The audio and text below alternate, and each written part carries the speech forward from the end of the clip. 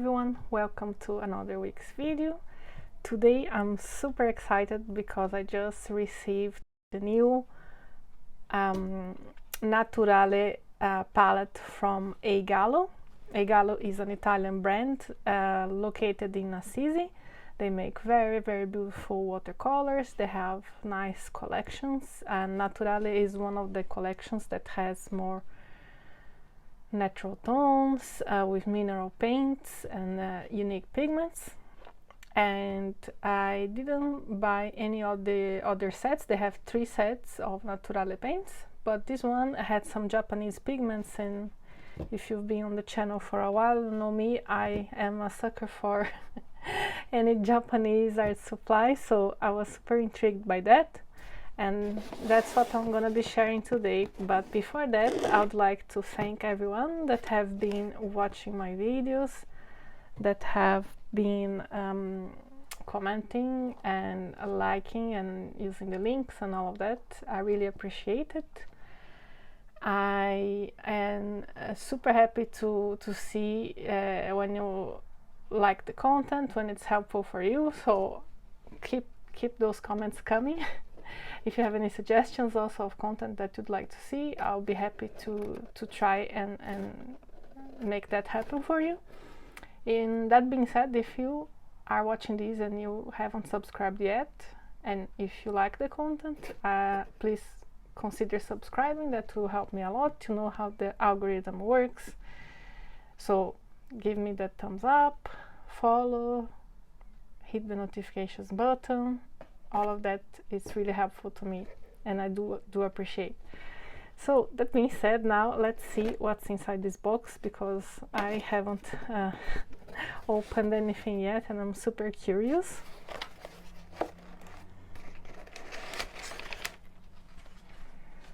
So I have here the usual postcard from A.Gallo. Then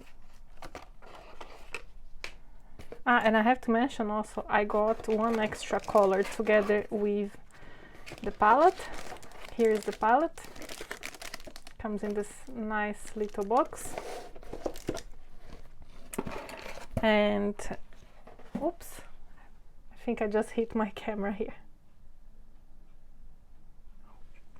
So as I was saying, I got an extra color together with my order, because now they are offering free shipping, which is great. So I had just a few euro missing to get that free shipping, and it was basically the price of an extra half pan of paint. So I got this burnt sienna Monte Amiata, which I'm curious to try. And they also sent me this sample of Fabriano paper, which is nice.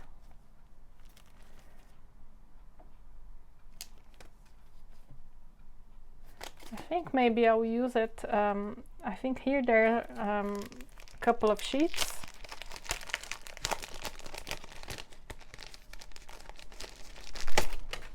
Oops.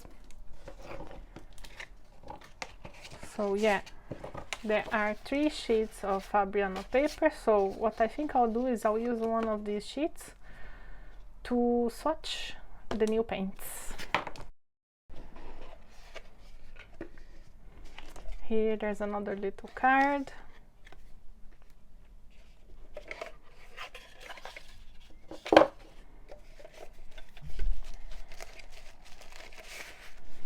And of course the beautiful marbled paper that it's iconic from the brand. All of their palettes come wrapped in this super nice paper, and I don't know if some of you may have seen here, I published a little short I did. I'm just going out of topic for a while, talking about marbled paper. I took a workshop about paper marbling, and it's amazing. It's really fun, so I highly recommend you to try if you have the occasion. It has beautiful results, so I appreciate the effort they put into the packaging. Now let's dig into this paint, shall we? So here is the set. It has 12 colors. It comes with this little swatch card over here. It comes also with a brush. That's the Tintoretto Sintetico Varro, Italy, and it's number 8, and it's a travel brush, which is very good. I always like a good travel brush, so that's great. I think I'm gonna use the brush as well for the swatching. And here you can see all the colors in the set. Really pretty colors. So I'm gonna pause here, I'm gonna unwrap this, and then I'll be back for us to swatch. So I'm back, and boy am I glad I skipped the recording of unwrapping these, because they were tight. They were really tight here on the box, so I had to be a bit ruthless with the pens, but they survived, as you can see here. Now as usual with handmade paints, I'm gonna just wake them up with a little bit of water. I'll just give them a few drops.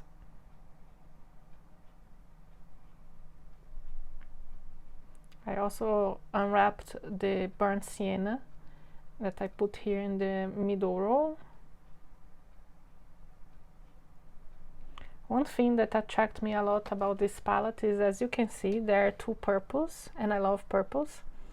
And I didn't expect to have purples in the Naturale palette, so... And I believe that in the beginning they were advertising some other color, Murasaki, I think it was. It's Japanese, I think it's violet in Japanese.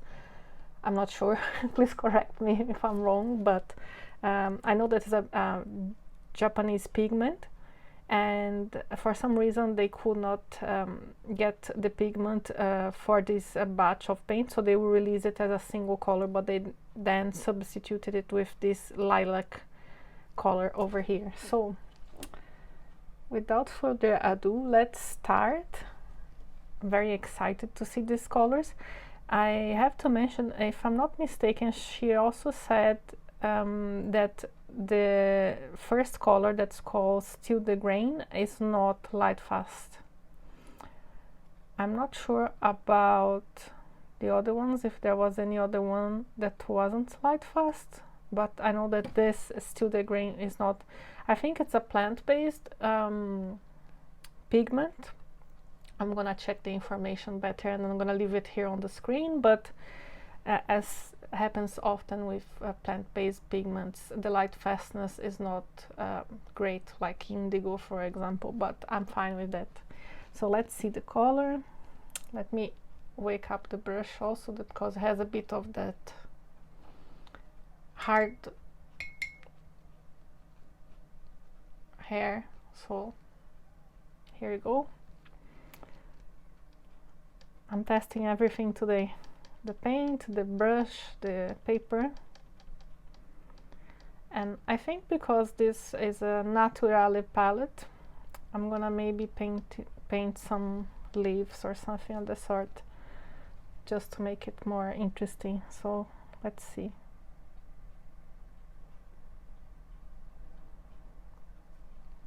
Oh, this is very light. It's a very pale yellow tone.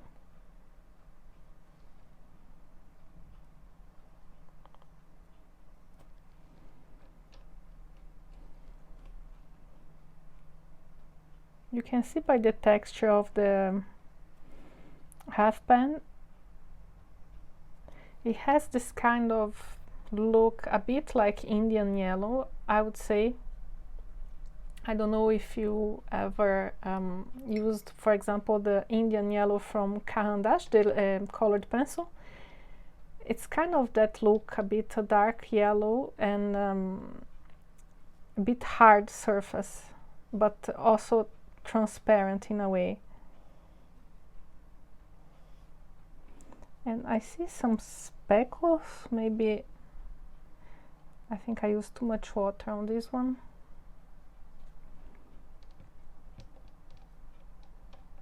This is not a creamy color.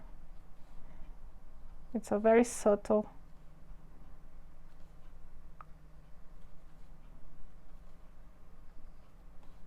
Yeah, I definitely see some tiny little speckle-like things. I'm gonna double check once it's dried, and then I'm gonna show a close-up as usual. Now the next one is called Orange Iron Oxide.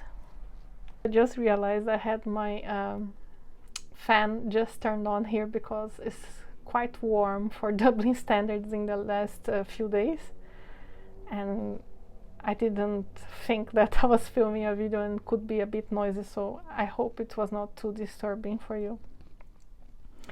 Now, fanless, let's swatch the Orange Iron Oxide.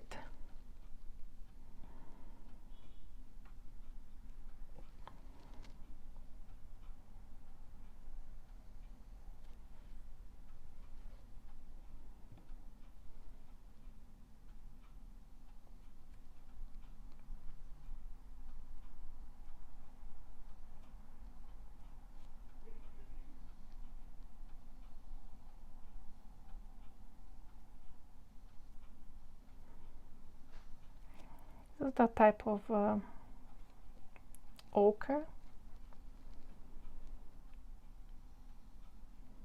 The texture of this one reminds me a bit of Red Clover Meadow colors. Has this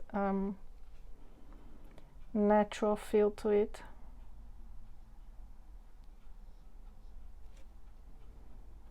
Why am I doing such a crooked leaf? I have no idea. I'm just going with the flow, I guess.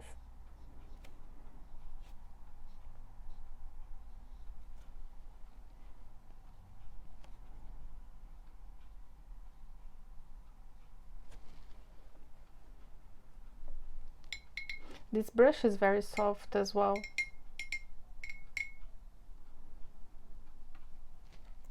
Now the next one is called Cinnabro Hue.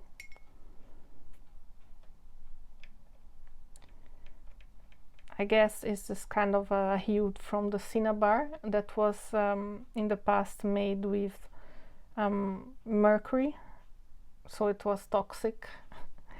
That's why now we have like the vermilion hues and cinnabro hue instead.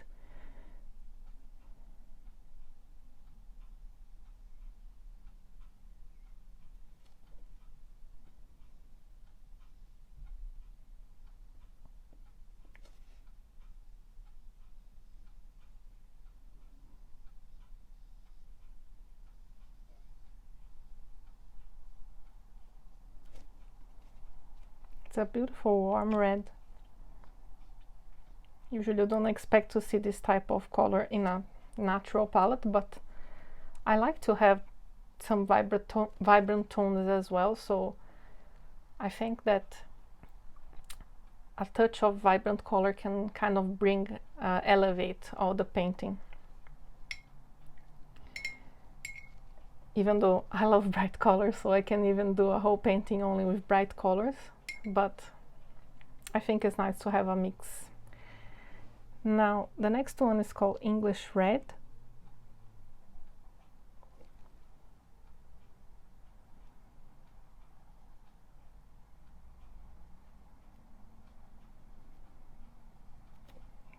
This is your typical PR 101 or 102.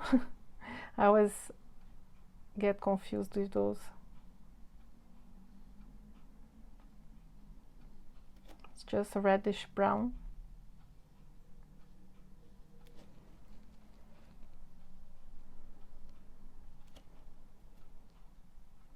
I think that this brush is very good if you like to paint loose, because it's a very soft brush. I'm having some trouble here trying to get some precision sometimes because I'm not used to working with such soft brushes.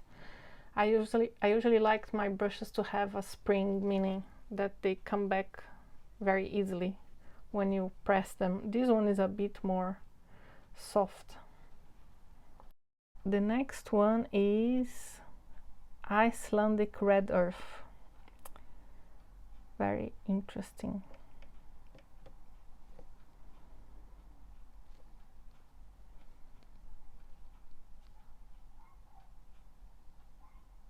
Wow, that's a beautiful pigment. I was not expecting it to be so easily re-wet, as I had to work a little bit on the first one, the Still the Grain, and even the orange iron oxide was a bit on the drier side. This one, on the other hand, I just touched and it came off super easily.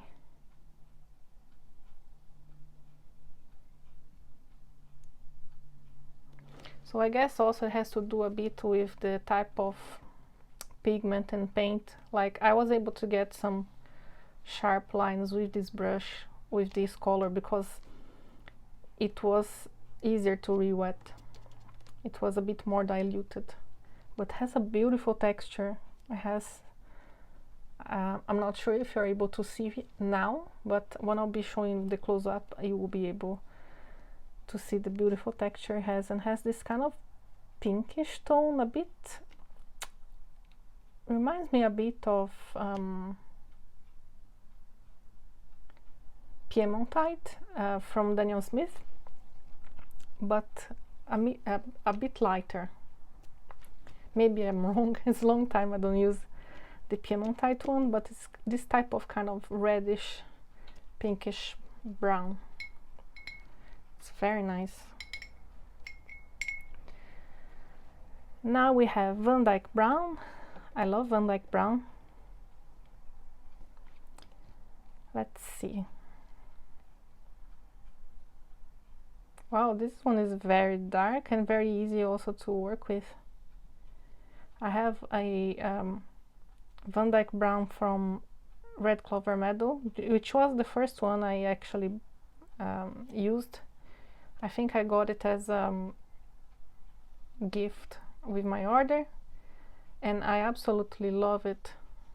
But it's their Van Dyke Brown is a bit more transparent and a weak tint and strength.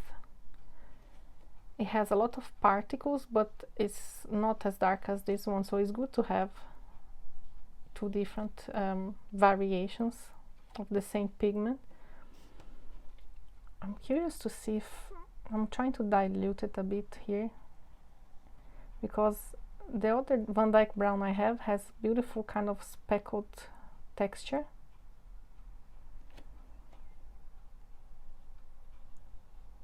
Yeah, I think this one also has a bit of that when used diluted.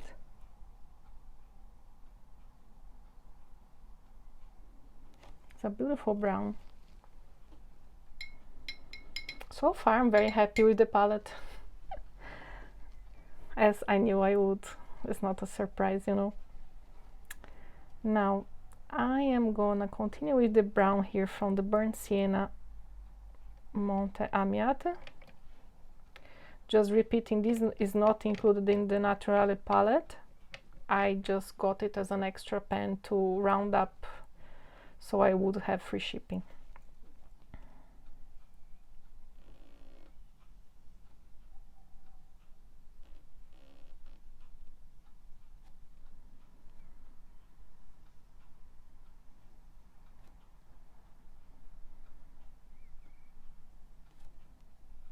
Wow, I also love this. I'm not a super like crazy about burnt sienna, but this one is really beautiful. I remember I was intrigued because in the website they described it as having some texture, some slight granulation, and I was like, that's interesting, because I have other burnt siennas and they are not really granulating, but this one does have a very beautiful texture, so I'm super happy with it. Now, we're starting with the bottom row here, where you have the cooler tones, the greens, blues, and purples, which are always my favorites. So let's see. The first one is this beautiful green called Victoria Green. It kind of looks like my desk pad. It's very similar. A bit more on the yellow side, but let's see. Oh, it's very light. I hope you can see that. Maybe it's a bit dry also, like the Still the Grain. Maybe I need to work a bit more on it. Let's try again.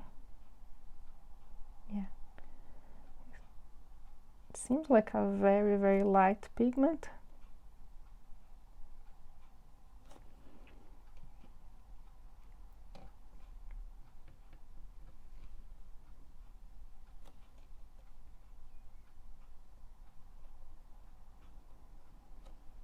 I'm doing my best here to to work on the paint, but I'm not getting a lot of color.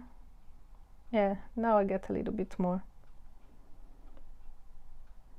but it's still very light.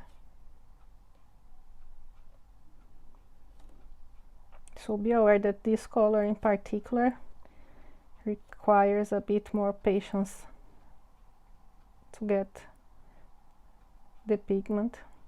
It has a bit of a kind of a gummy texture as well. I don't know if you understand what I mean. It has this, when you put it on paper, it just stays, and you know, like a bit what happens with honey paints, or Sheminka's Volcano yellow and red had a bit of this also, that you take the paint, you pass, and you have that texture like you're painting with glue or something. I guess it depends on the pigment. You can see here, I hope you can notice the difference of painting with these ones and painting with this one. This one I could just glide the color across the paper. This green requires a bit more work. I need to try it more times and see a way to use it. It's a bit more challenging, let's put it this way.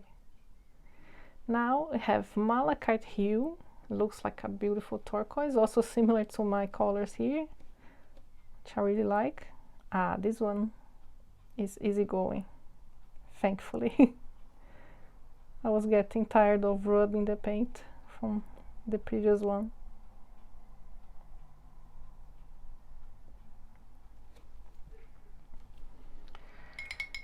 Then we have Azurite Hue.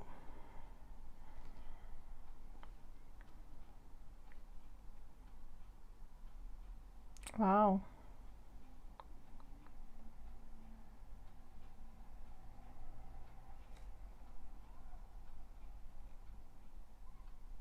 Whoops.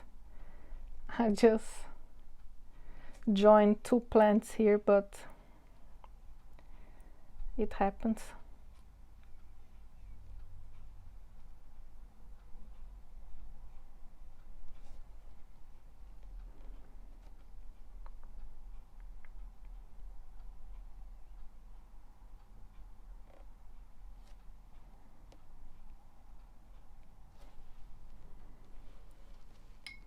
It's a very beautiful blue, looks a bit like a cerulean, kind of. PB36, it looks a bit like that, actually. And what else? Now we have the first purple, Hand Purple. Maybe this looks a bit gummy as well. Let's try, see. Oh no, that's easy to re-wet, and I love the tone. Very beautiful blue, purple. It's perfect color to paint hydrangeas or violets.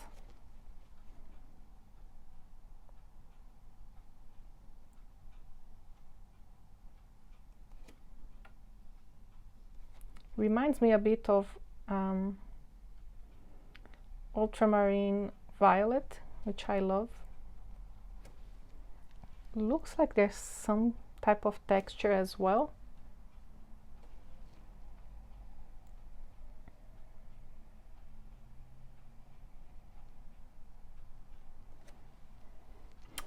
We have only 2 left. I thought I wouldn't be able to put them all in this swatch card, so I'm very happy that I was able to.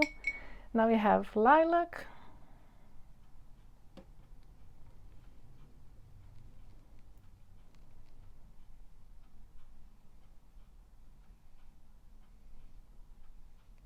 another beautiful purplish tone.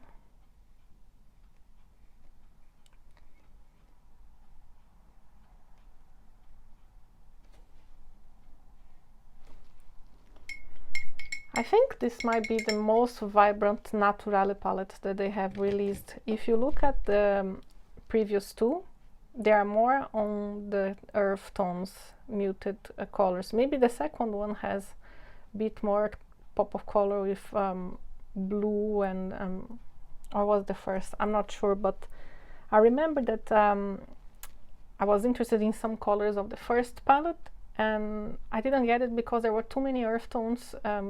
I already had a lot of them from Red Clover Meadow, so I didn't want to have too many browns, actually. Not earth tones, but yeah, browns. But this one I really enjoy because it has a bit of everything. Now for the last one, this is called Tourmaline. It's a gray pigment. Interesting.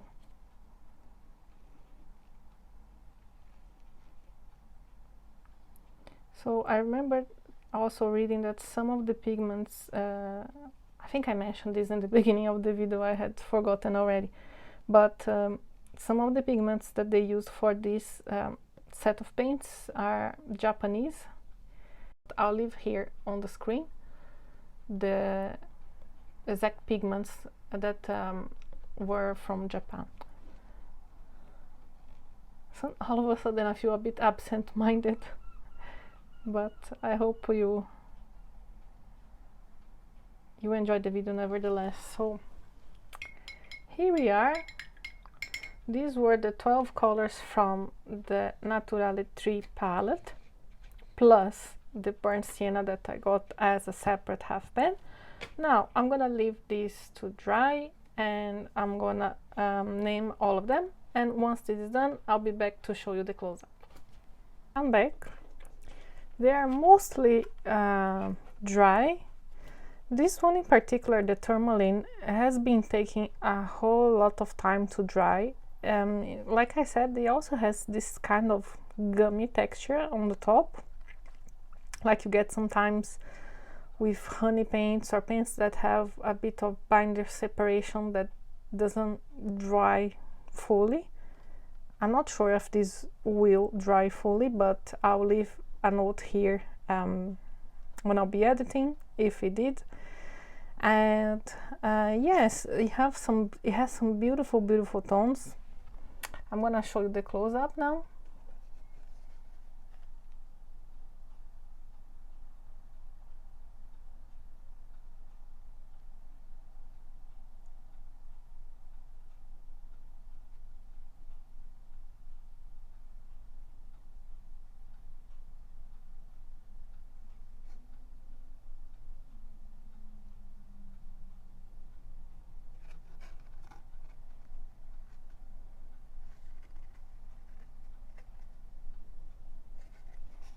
So what do I think of these paints? I think they're beautiful.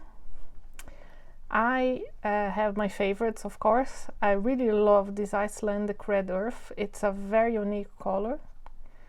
I highly recommend if you don't want to get the full set, and they sell these separately. This Icelandic red earth is stunning. Love the Van Dyke brown as well. It's a very deep, cool brown with lots of texture. Look at this texture. I hope it comes through well on camera, but it has a very, very lovely texture. Same for the burnt sienna, Monte Amiate. Even the tourmaline looks like it has a little bit of texture.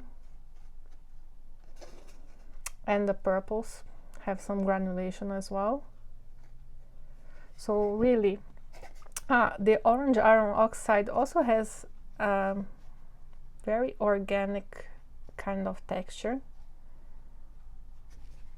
So yeah, I really love the Icelandic red earth, Van Dyke brown, this one that is not on the palette, but I also find it very lovely, and the two purples. Love the two purples. I find them very nice, and I'll be certainly using them. I was a bit disappointed with this green, the Victoria green. It was hard to use. It was quite gummy, and you can see here I even made a hole on the paint already, just trying to get a bit of pigment, and that's as far as I could go now. I will try to use it again and see if I can work out a better way of using it. But apart from that one, all of the other ones behaved quite well. This one seems to be dry now. Yeah, it just has a bit of shine to it in this spot here, because it had a bit of that gummy texture I said. Instead of being absorbed by the paper, it just sat on here and it stayed. So I tried to remove a little bit with a brush to accelerate the drying process, and yeah, it's actually dry now. It just has some shiny spots. It happens also with the Cinnabro hue, so it might be something to be careful about, not to leave excess of paint. It can have this effect a bit shiny. But apart from that, I'm really happy with the set. I find it very nice and colorful, as you can see here on my leaves. And I hope you enjoyed it, and I hope to see you here soon. Bye!